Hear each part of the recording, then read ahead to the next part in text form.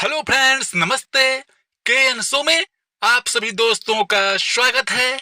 मैं कुमार नीरज आज HFCL company के Q2 FY25 के कॉन कॉल और हाल ही हासुर में उद्घाटन हुए डिफेंस मैन्युफैक्चरिंग फैसिलिटी की समीक्षा अध्ययन के दृष्टिकोण से कर रहा हूं। मैं कोई से भी पंजीकृत सलाहकार नहीं हूं और न ही कोई शेयर खरीद और बिक्री की सलाह देता हूं। यह मेरा व्यक्तिगत अध्ययन है जिसे वीडियो के माध्यम से आपके समक्ष रख रहा हूं। तो आइए देखते और समझते हैं कि HFCL लिमिटेड कंपनी की Q2 financial year 25 con call की मुख्य बातें क्या है।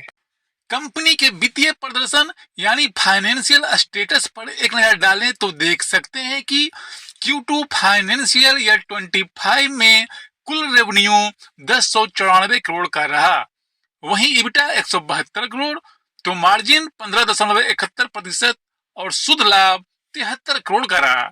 मैनेजमेंट का कहना है कि Q2 फाइनेंशियल ईयर 25 में मानसून के कारण बहुत सारे कार्य प्रभावित हुए, जिसका असर रेवेन्यू, सेल और नेट प्रॉफिट यानी शुद्ध लाभ पर देखने को मिला। अगले आने वाले Q3 फाइनेंशियल ईयर 25 में कंपनी के रेवेन्यू यानी सेल और नेट प्रॉफिट यानी शुद्ध लाभ में अच्छी खासी ग्रोथ देखने को मिल सकता है, ऐसा HFCL मैनेजमेंट का मानना है।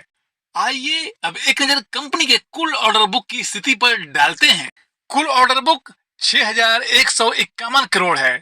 इसमें से लगभग 1500 से 1800 करोड़ ऑपरेशन और मेंटेनेंस के लिए है, जो 5 से 6 साल में पूरे होंगे।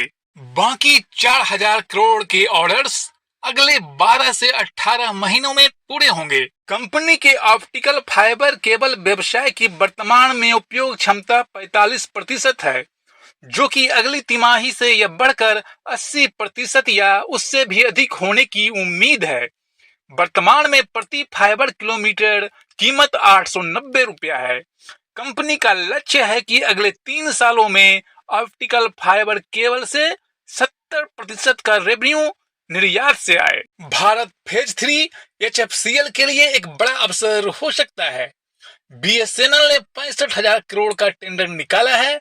इसमें HFCL को 5,000 से 6,000 करोड़ का बिजनेस मिलने की उम्मीद है। HFCL मैनेजमेंट ने अगले 3 सालों में अपने रेवेन्यू को 10,000 करोड़ तक ले जाने का लक्ष्य रखा है, जिसमें टेलीकॉम प्रोडक्ट से 2,000 करोड़ का रेवेन्यू इसी वित्तीय वर्ष में। वहीं डिफेंस सेक्टर में नए प्रोडक्ट्स, इलेक्ट्रॉनिक फ्यूज, रडार आदि से अगले वित्तीय वर्ष में रेवेन्यू शुरू होने की उम्मीद है। वहीं पैसिव कनेक्टिविटी सोल्यूशन से अगले 2 से 3 सालों में 750 करोड़ तक रेवेन्यू प्राप्ति का लक्ष्य है।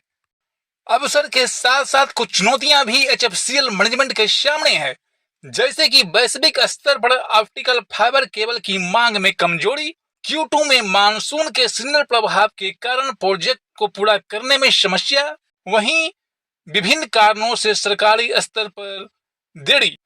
आगे भविष्य की संभावनाओं में अमेरिका और यूरोप में नए बाजार के अवसर, वहीं भारत फेज 3 से बड़े ऑर्डर्स, डिफेंस सेक्टर में नए अवसर और ऑप्टिकल फाइबर केबल के मार्केट में सुधार की उम्मीद दिखती है। वहीं कंपनी के मैनेजमेंट का मानना है कि अगली तिमाही से ऑप्टिकल फाइबर केबल मार्केट में अच्छा खासा सुधार होगा और कंपनी अपने लक्ष्य को प्राप्त करने की दिशा में आगे बढ़ेगी।